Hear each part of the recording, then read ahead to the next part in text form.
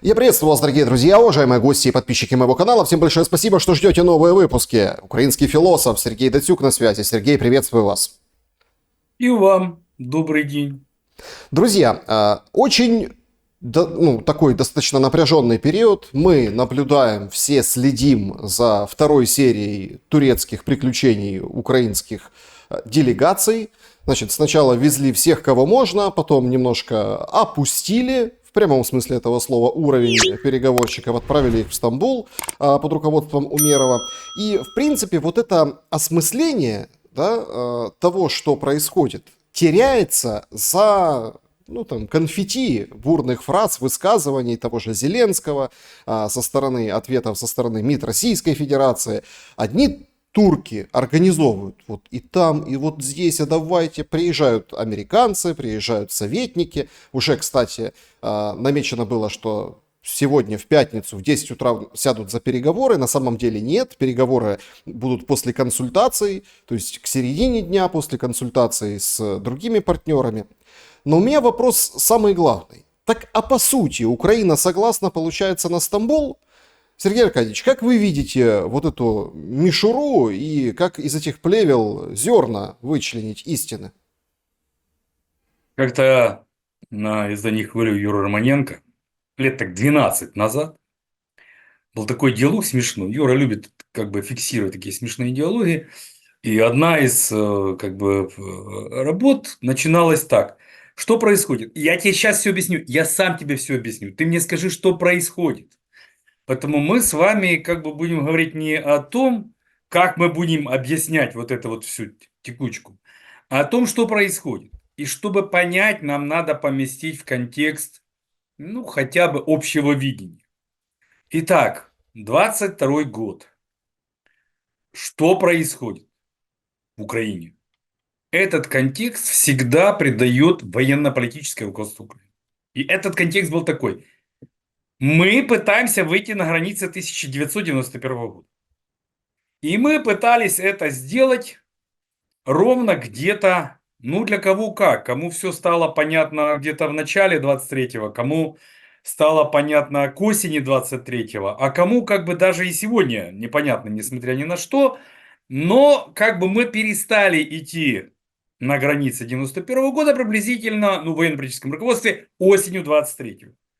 Что начало происходить? Начало происходить понимание, что из войны выйти с какой-то победой невозможно. Значит, надо будет договариваться о каких-то непредельных, да, не максимальных целях. А это значит необходимо формировать позиции, переговорные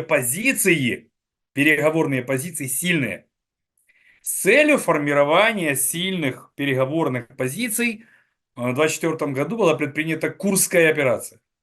Это уже было действие не по границам 91 года, потому что это противоречило.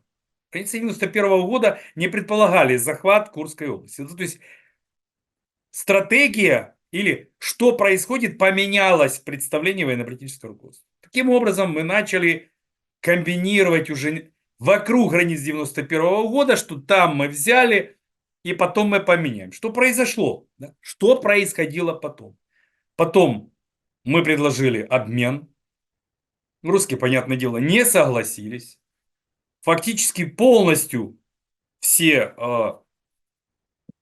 так сказать, пункты, населенные пункты, да, отбили.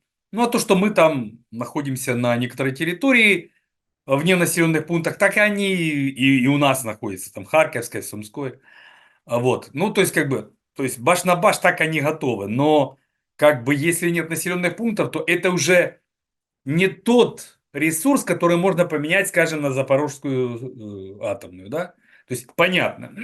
Итак, что происходит? Поменялось в связи с приходом Трампа 20 января, о чем мы с вами, кстати, не раз говорили, потому что мы о многом говорили в наших эфирах. Кстати, вот именно в вашем эфире я сделал вывод, что если мы 1 мая 23 не начинаем, то тогда уже начало смысла не имеет. И, собственно, я в узких кругах тогда говорил, что возьмем до конца июля, то наше. Так оно и произошло, да, то есть Роботина взяли, вот Роботина, а дальше все.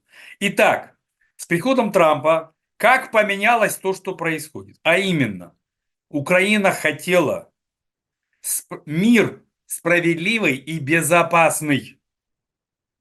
И это представление она выставила на обсуждение Трампа и Путина. Путин сказал грубо: не будет вам справедливости, а будет то, что мы завоевали. Потому что вы не умные, вы не умеете просчитывать, вы не слышите то, что мы говорим. Поэтому будем как бы воспитывать силой. Трамп сказал: не будет вам безопасности, потому что НАТО вам не видать. Так, вот мы и к сегодняшнему дню не все еще поняли, что не будет у нас справедливого и безопасного мира. Что сегодня происходит на наших глазах, чего не говорят ни в телемарафоне, не говорит наше военно-политическое руководство. А происходит переход от этого представления, а именно безопасный и справедливый мир, к представлению перемирия хоть какое-то и дальше давайте говорить. Да?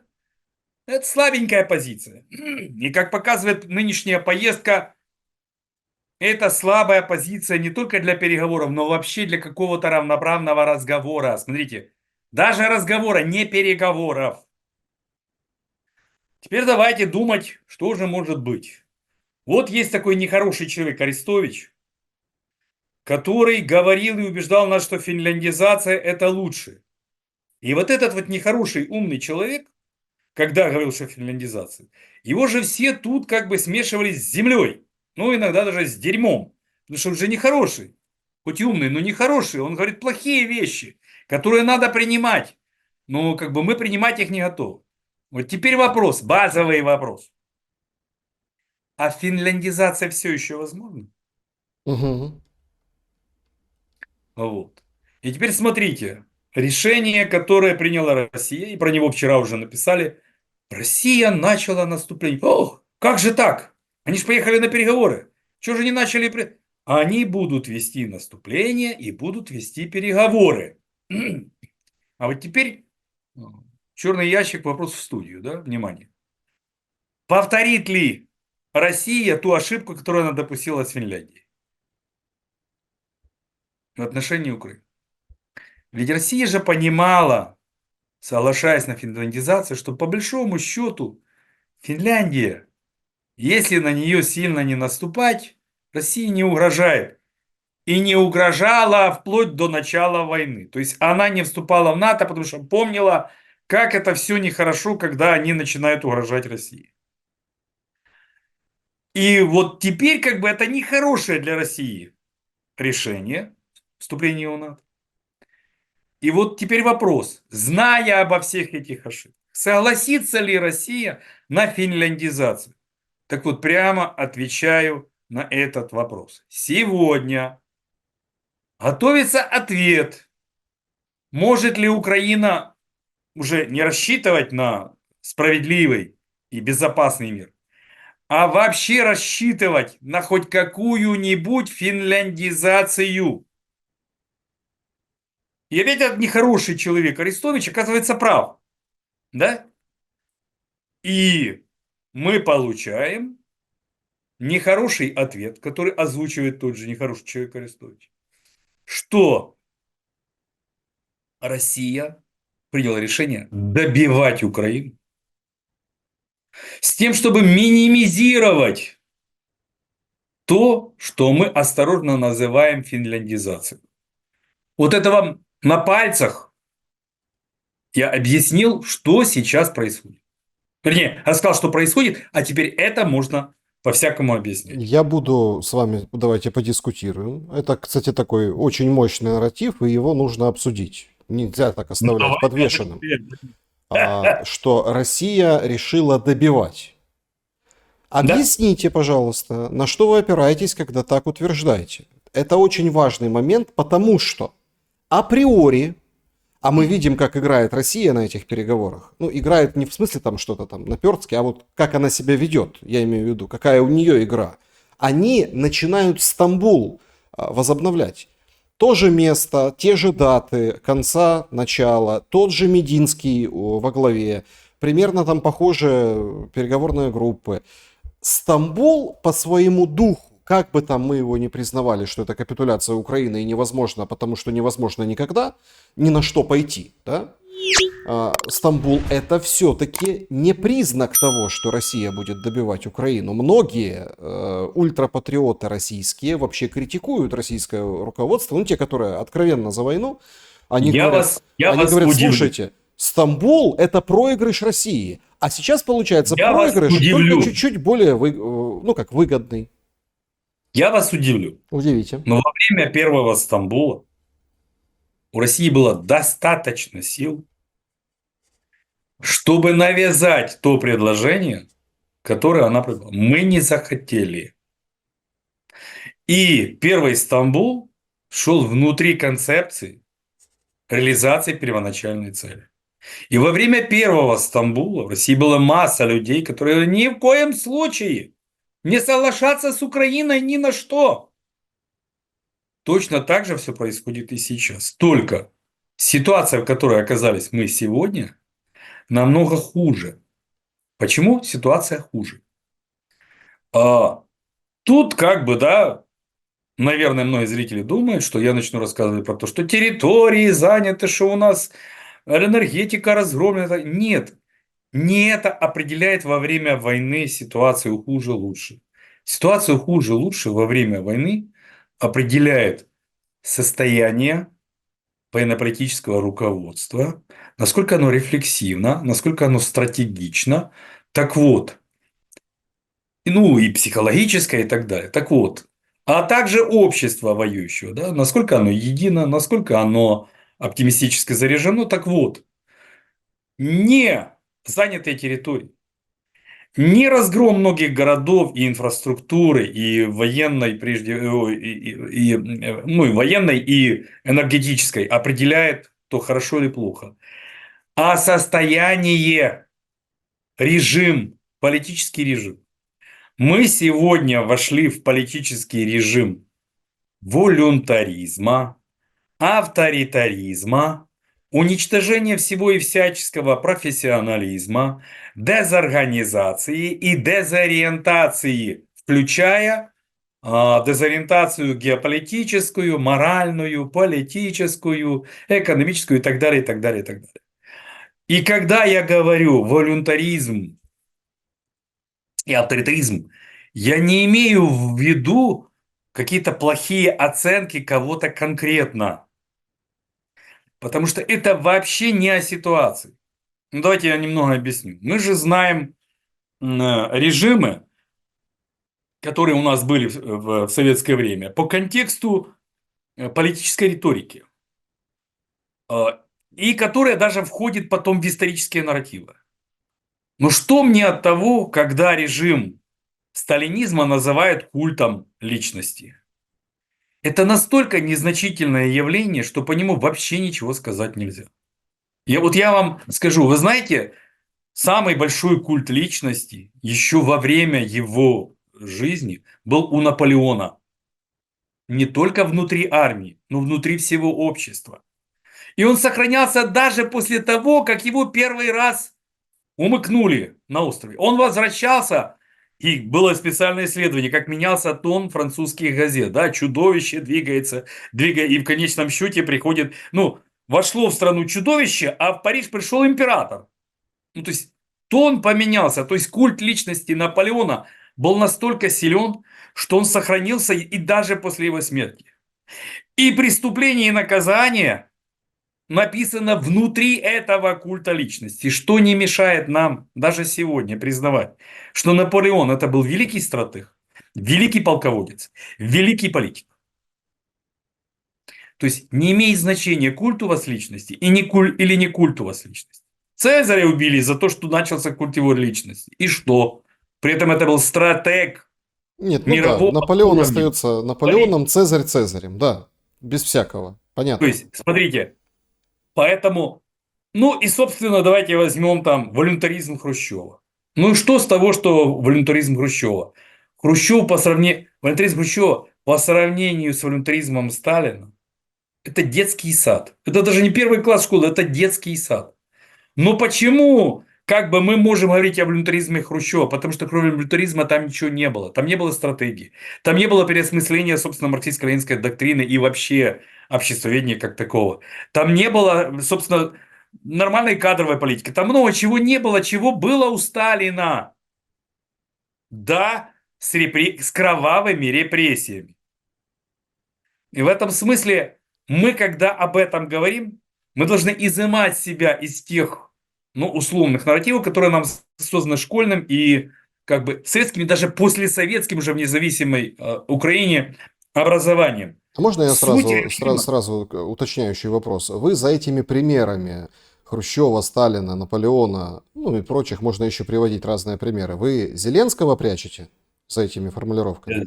Зеленского не прячу, я прямо его и непосредственно показываю. Потому что, несмотря на то, что Сталин во много раз был репрессивнее, с культом личности, с волюнтаризмом, намного был сильнее Хрущев, при этом он был стратег. И вот неспособность нас признавать это, собственно, как Ленин. Вот когда мы критикуем Ленина, когда мы критикуем Сталина, мы не в состоянии даже рядом стать с их стратегическим мышлением. Рядом. Да. Позволяя себе давать политические оценки, вообще не понимая, как устроена политика. Вообще. Мы думаем, что если мы налепили на Сталина какой-то ярлык, то все, мы его тем самым уничтожим. А ну-ка расскажите, как вы бы действовали в этой ситуации? Необразованной и увлеченной массовыми идеями страны, только через массовый страх. Можно было во времена Хрущева это перестроить, но тогда надо было рассматривать сталинизм фундаментально, не как культ личности, а как авторитаризм, почему власть, какова власть при социализме, что это меняет, как мы должны как бы власть более делать публичной. То есть вот какие вопросы надо было ставить. Что происходит сейчас? Или все то же самое? Мы так и не поставили вопрос о том, что такое власть независимой Украины, кому она принадлежит. Мы отдали ее на откуп активистам и 5-6 менеджерам. И при этом стратегичности ноль. 23-й год был проигран Украиной в войне именно по причине отсутствия стратегии. Она не появилась в 24-м году, и она не появилась в 25-м, и уже не появится. Мы в этой ситуации оказались, потому что отказались от мышления и начали применять к тем, кто хоть какое-то мышление демонстрирует, санкции. Вот это и есть признак волюнтаризма и авторитаризма. После этого что происходит с обществом? Интеллектуалы разбегаются, уходят во внутреннюю миграцию, уезжают во внешнюю эмиграцию, уходят на пенсию, или их зачищают во время гражданской войны. Это как бы вариант не следует сбрасывать со счетов. Кто остается? Ну, собственно, те же, кто оставался и в 20-е годы в Советском Союзе.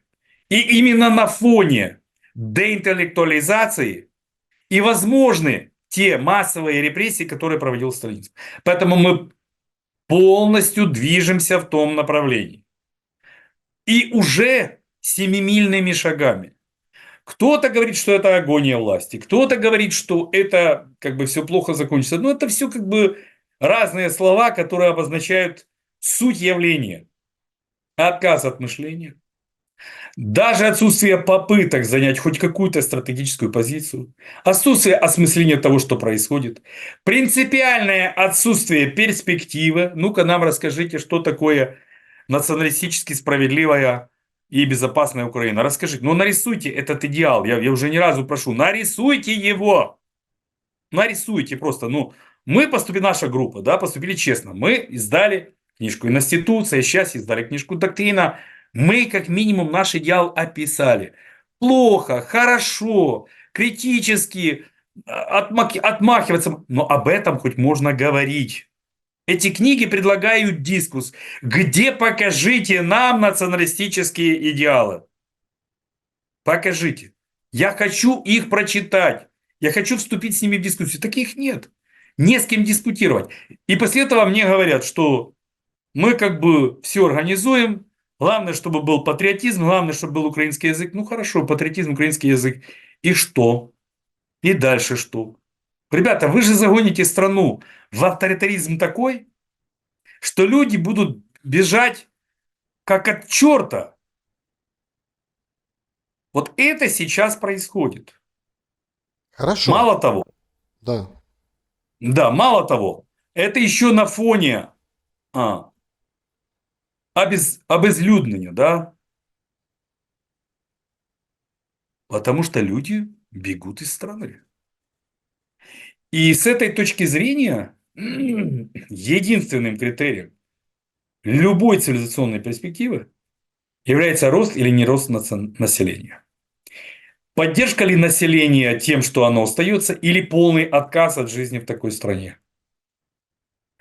Нам сейчас угрожает не столько даже Россия, хотя Россия, понятно, и бомбит нас, и на фронте нас давит, столько политика государства.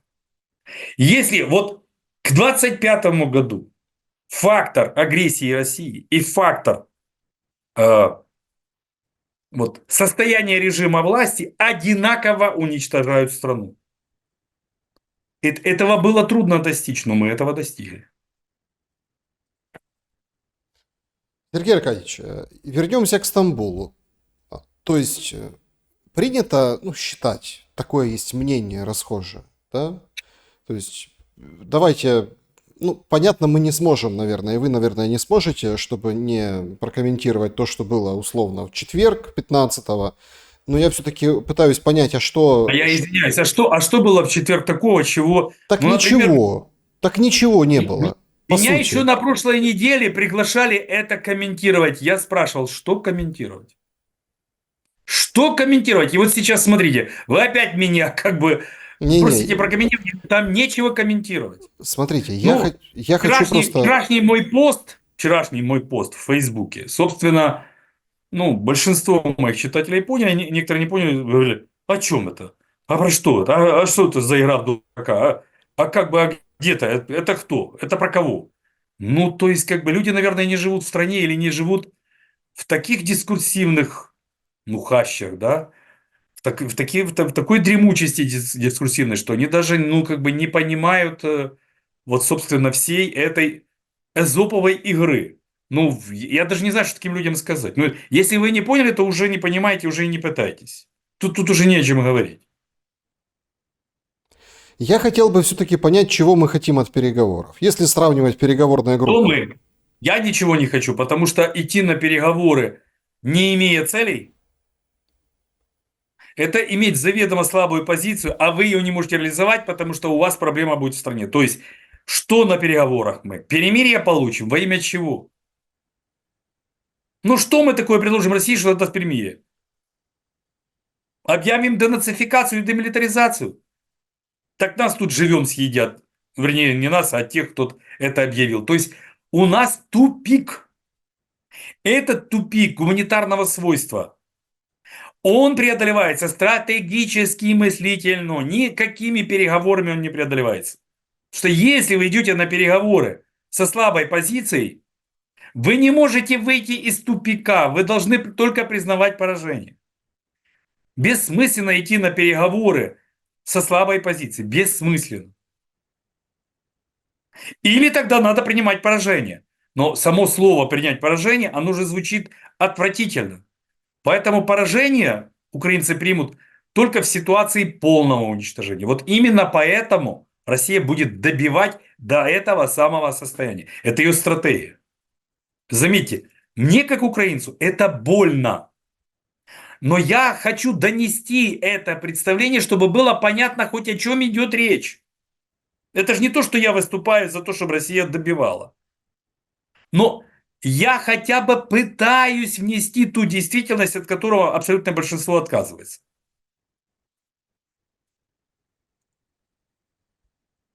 ну, это поэтому у нас умеров, военные, там, СБУшники, куровцы в переговорной позиции, ну, в переговорном, ну, вот Не этой имеет группе. значения. Не имеет значения, кого вы пошлете на переговоры. имеет значение. У вас есть представление о перспективе? Это, вы поймите, чтобы предложить позитивную перспективу, надо сделать несколько важных шагов. Ну, например, честно сказать, что никакой внешней безопасности не бывает. Что вписывание НАТО в Конституцию было ошибкой. Что украинская элита совершила массу ошибок стратегического плана. Что на протяжении всей войны мы шаг за шагом совершали ошибка за ошибкой, ошибка за ошибкой. И что война продолжается только ценой наших фронтовиков, парней и девушек, и ценой наших волонтеров, и ценой помощи. Но наша власть минимально в этом задействована, только на уровне распределения, и то не всегда оптимального, и при этом воровства. Да? Потому что мы сейчас не хотим разворачивать скандалы о тех воровствах на как бы помощи. Мы только после войны их сможем развернуть. Но это же все есть. И до нас же доходят там отдельные блоги, отдельные, ну так да, вот сейчас санкциями мы законопатим все это, закроем, и никто не узнает. Ну так не бывает. Всегда все знают на уровне слухов хотя бы. Оно так не сработает. А что будет вместо Украины?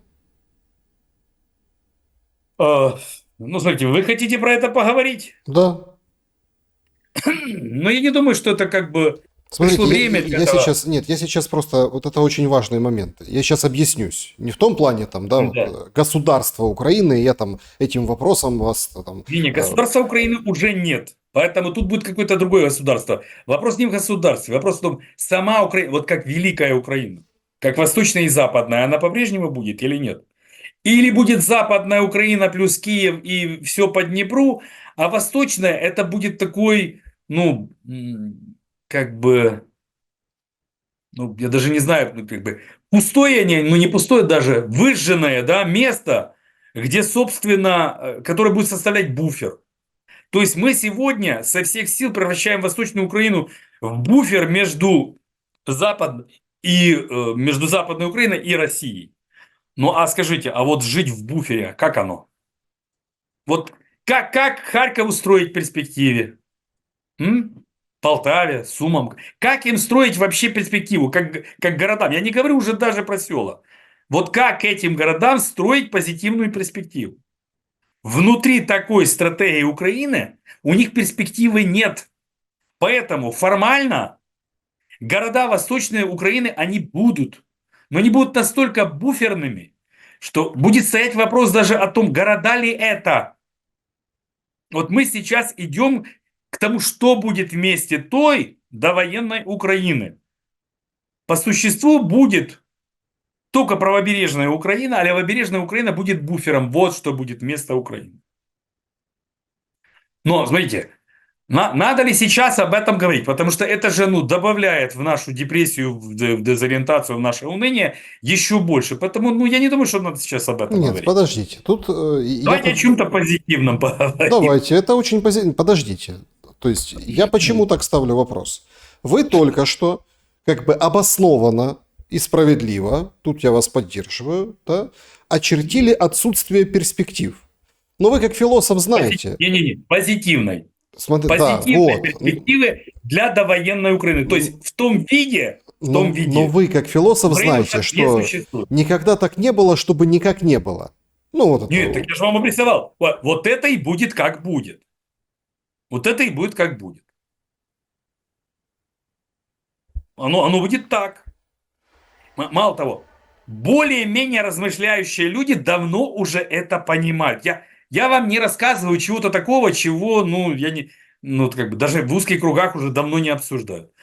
И на фронте это все обсуждают, поверьте. Ребята, фронтовики, между действительно важной боевой работой об этом, обо всем говорят, причем намного более жестче, чем я. Ну, жестче не в плане мата, а в плане более жестких оценок.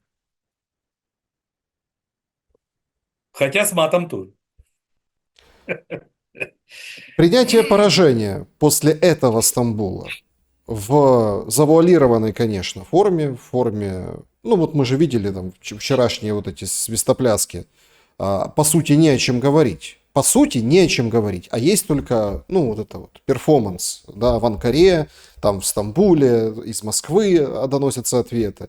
То есть вот примерно вот так, в таком фоне и в таком звучании, в таком какофонии заявлений и столкновении пропаганд, мы, по сути, к этому должны прийти по итогам этого Стамбула или нет?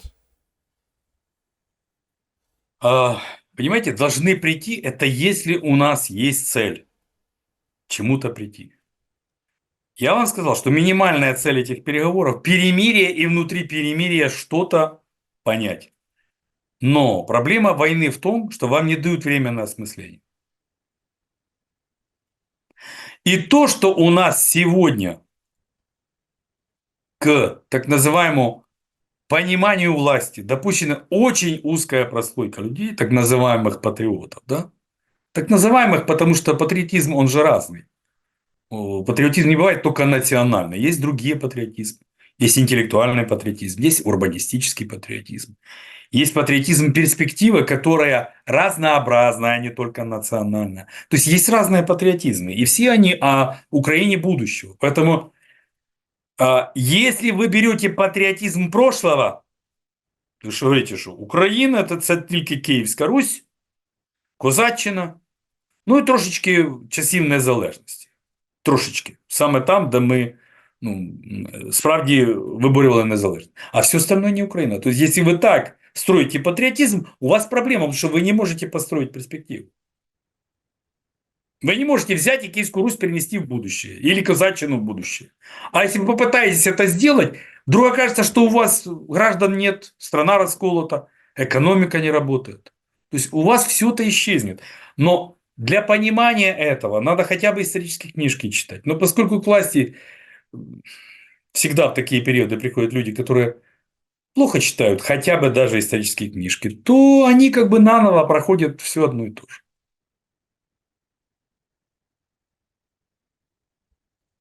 Что украинцам делать? Каким украинцам? Украинцам, которые находятся в стране, которые Итак, пытаются, украинцам, которые которые находятся в сейчас, стране. смотрите, которые сейчас, я просто знаю, они вот прикованы к гаджетам, к телевидению, даже не к телевидению, к гаджетам, ищут информацию, что ж там происходит сейчас и как они ждут мира или там ждут какого-то разрешения, ждут итогов этого Стамбула. Ну, смотрите, правильный ответ – свергать власть. Но это же возможно только без войны. Пока война, мы в заложниках у нынешней власти. Вот мы заложники. Поэтому делать тут нечего, кроме как поддерживать фронт. Пока война, поддерживать фронт.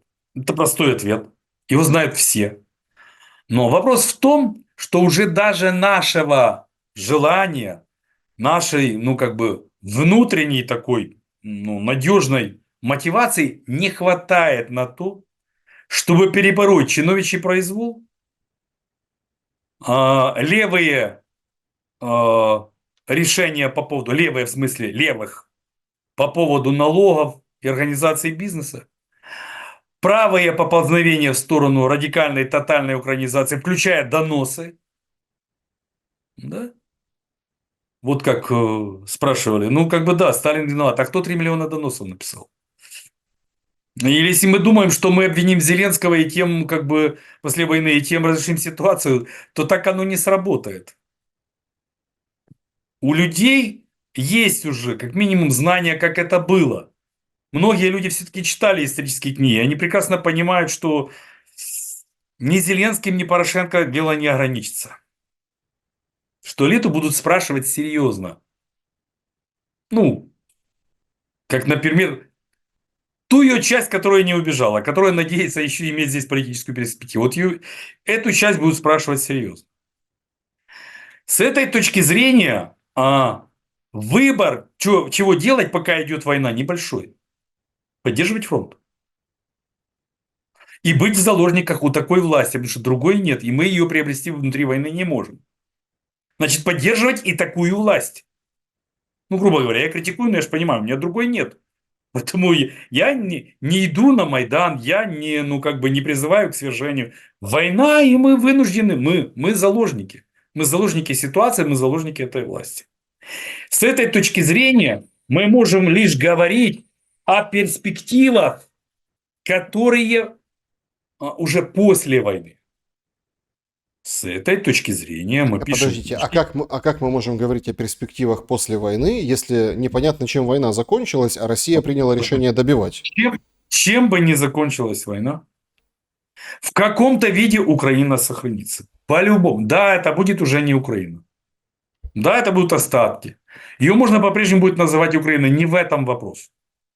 Но вот мы, прописав, да, и Конституцию, и за сегодня доктрину, спокойно запланировали на 20 июня читательскую конференцию, где мы планируем обсудить тот вопрос, который вы ставите. Причем обсудить серьезно. Если кто-то из национал-патриотов хочет прийти и сказать, вот это вот все херня, а мы предлагаем принципиально другую стратегию. И вот мы разбираем. Мы же не против. Мы не против. Мы наоборот за.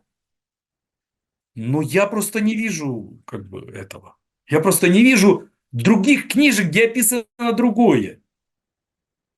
Ну так устроено, так человечество придумано.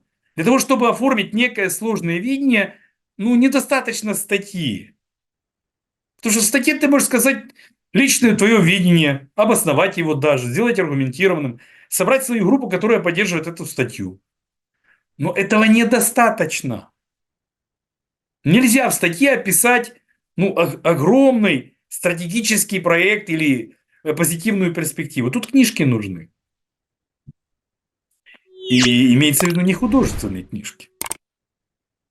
Тут не сработает художественная литература. Художественная литература худо-бедно может создавать либо оптимизм, либо литер сентимент. Вот это как бы ее чисто такая чувственная функция. Она трогает умы и души, да? Больше души, нежели умы. Немногие писатели поднимаются до такого уровня, что, трогая души, они трогают еще и умы, да, и претендуют к мудрости. Немногие писатели. Очень часто на уровне ресентимента или простой идеализации, там какой-то утопии писатель останавливается. Он не доходит до, как бы, до интеллекта, до мудрости, он не адресует свои слова к уму. Поэтому, собственно, утопии остаются утопиями, по большому счету. Хоть ресентиментальные утопии, хоть как бы очень рациональные утопии, они остаются утопиями. Вот когда ты пытаешься сконструировать будущее в позитивной перспективе, тут нет места утопиям. Тут надо говорить, что, как. И говорить не только о том, как соорудить, но и создавать доктрины, как это воплотить. Вот мы в процессе войны прошли вот все эти этапы. Поэтому от лица этого можно и говорить. Вот как бы есть позитивная перспектива. Она вот такая. Она может устроить всех. Она может всех объединить в совместную солидарную республику. Вот она такая, да. Тогда, это другой тогда разговор. Это разговор в ином дискурсе, из которого извлечены все пропагандистские штампы, из которой извлечены все простые решения. Типа вот будет у нас один язык, и все у нас будет хорошо. Не будет.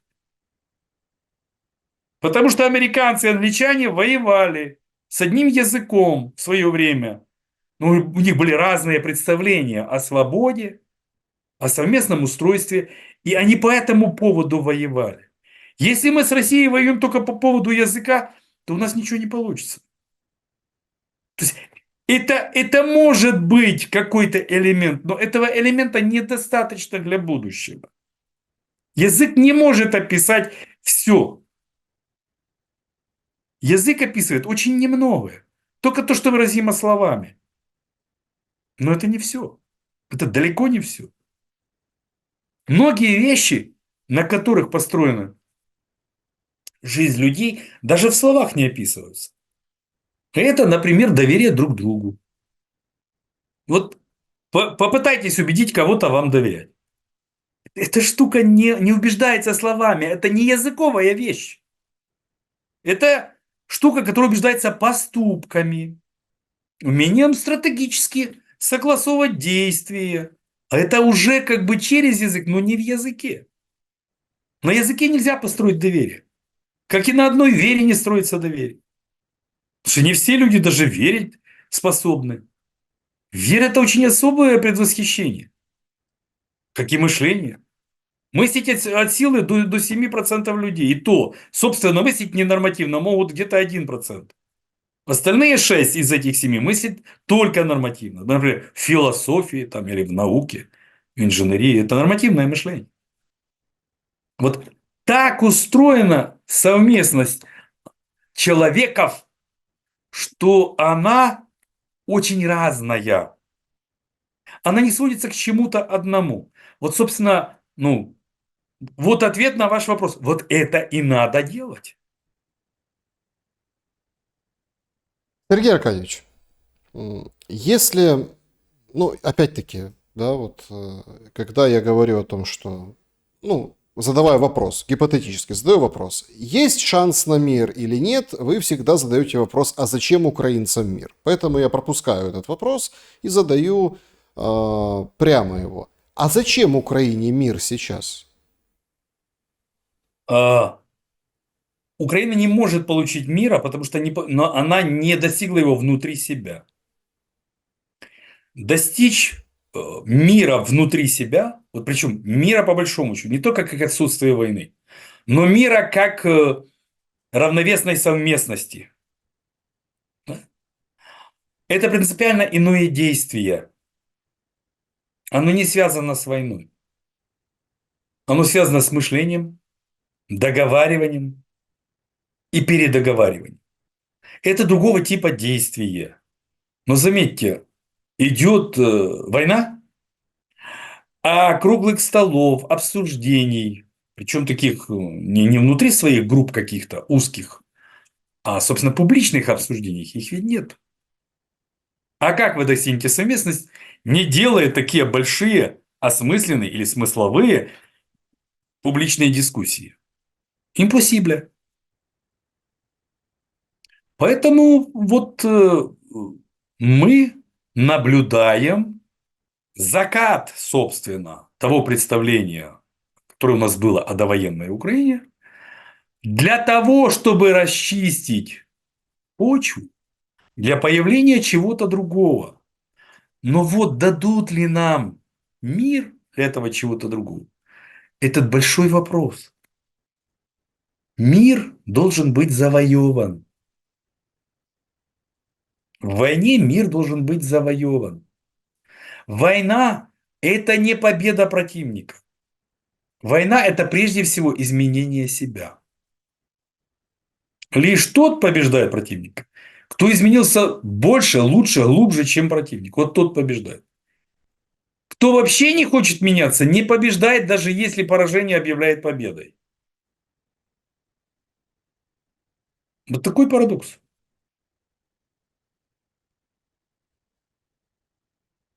Вы каким образом видите, ну, как остановку войны? Пока условно не примут решение, ну, россияне, или все-таки фактор Трампа здесь, ну, тоже играет роль? Мы ведь слышали эти заявления. Хоть это, конечно, Нет, смотрите, тут хоть же это, конечно, унизительно для Зеленского, но тем не менее, говорит, а чего Путину ехать? Я не еду, и Путин не едет. То есть сразу все, минус во вторую лигу. эту игру я сразу распознал, что она такая будет. Трамп скажет, я поеду, когда поедет Путин. Путин скажет, я поеду, когда поедет Трамп. А, собственно, вы же послушайте то, что говорит Трамп. Это же на самом деле, ну вот как бы манипуляция чистой воды. Я бы поехал, но Путин не едет, и я понимаю, что он не собирался ехать, поэтому я не собирался ехать, но мог бы поехать, но я не еду. Но я не. Вот что-то такое наворачивание. Это от чего? Вот такое наворачивание обычно бывает, когда вот играют кого-то третьего. Зеленского. Ну, конечно, а кого еще? Когда ему говорят, ну ты едь, парень, а мы посмотрим. И с этой точки зрения это значит, что стороны не готовы к переговорам о мире. Не только Путин не готов. И не только Трамп не готов, Украина не готова. Она не предложила никакую морковку, чтобы ослик Путин приехал. Ну а что, куда? Опять как бы безопасный и справедливый мир, это мы уже слышали, это нас не устраивает. Давайте говорить. Ну, говорить надо, да, будем вас как бы добивать и будем с вами разговаривать. А морковка-то какая? Дайте морковку для ослика Путина. А вы не умеете изобретать морковки? Так, чтобы ваша стратегия подошла и Трампу, и Путину. Ну, ребята, тогда вы будете кататься в Стамбул и ничего не достигать. Может и сверхзадача этого сделать бесконечный Стамбул, превратив его в консультации в Минске-3, а дальше вот продолжать вот такую Не, ну окопную никто войну. ж, смотрите, никто же не ставит такую задачу. А давайте мы как бы замутим процесс, войдем и как бы, как там у Бронштейна было, да, цель ничто, движение все. Мгм. Ну, это как бы формулировка, конечно, звучит красиво, но в жизни это никому не нравится. Никто не согласен двигаться ради движения. Ни в чем. Ни в жизни, ни в сексе, ни в экономике, ни в бизнесе. Ни в чем никто не хочет двигаться, когда не понимает зачем. Понимаете? Поэтому, ну, как бы, я на протяжении всей беседы избегаю, поэтому это как-то комментировать. Потому что смысла это не имеет. Кроме одного. Если есть какой-то диалог, то может что-то из этого получиться. Но с другой стороны, давайте поставим вопрос серьезно. А этот диалог имеет стратегический характер? Чем мы зафиксируем стратегический характер этого диалога? Да все очень просто. Отменой президента своего указа о том, что он с Россией не говорит ни при каких случаях и никогда. Ну, а как бы ты людей куда послал? Они же твои указы не выполняют. Вот на таких мелочах обычно и как бы и валятся все волюнтаристы. Потому что они сочиняют указы, а потом сами их не выполняют, и люди удивляются. И у Путина тоже это есть. Он глил СВО, пока не заговорил о войне сам. Недавно он начал говорить про войну. Ну так, парень, у тебя война или СВО? Это вот пример волюнтариста. Волюнтарист Путин, волюнтарист Зеленский. И вот это и есть отсутствие хоть какого бы то ни было осмысления. Такого простого человеческого. Ну, не надо 7 пядей во лбу, чтобы понять. Сочинил указ. Начал действовать вне указа. Отмени его. Это простое действие. Тут не надо как бы учиться в неких управленческих академиях. Или как бы быть суперстратегом. Ничего этого не надо.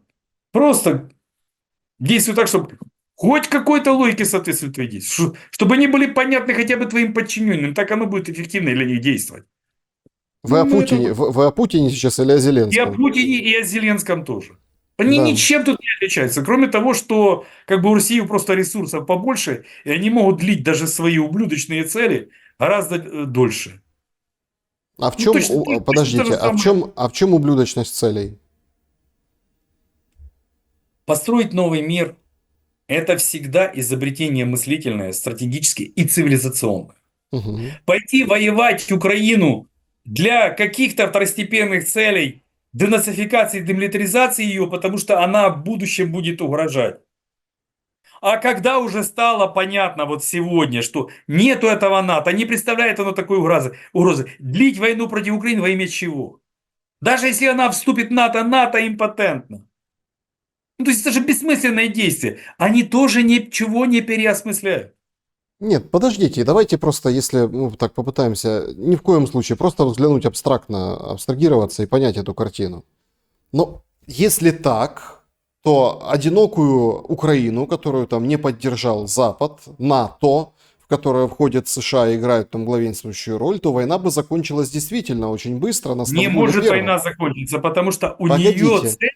Да. все эти годы разведданные, спутники, технологии, оружие, штабы, это все равно как бы, да, со стороны Запада Украине эта помощь шла. Да, Какая она была, это другой вопрос. Там да. достаточно, недостаточно. Ну, то Смотрите, есть получается, что у вопрос каждого, безопасности У Важно. каждого игрока, ну, кроме Запада, Запад действует стратегически, его можно понять.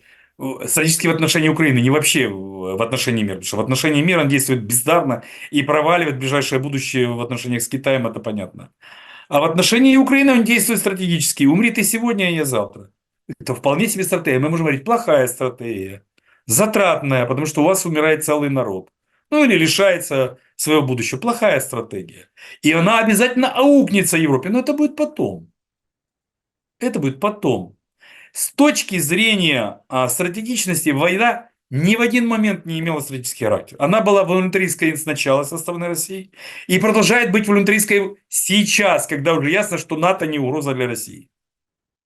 Но сейчас она продолжает быть волюнтаристской уже по другой причине, потому что внутри войны развернулась нацификация такого уровня, что ее уже гуманитарными средствами не победить. Поэтому Россия ставит цель добивать.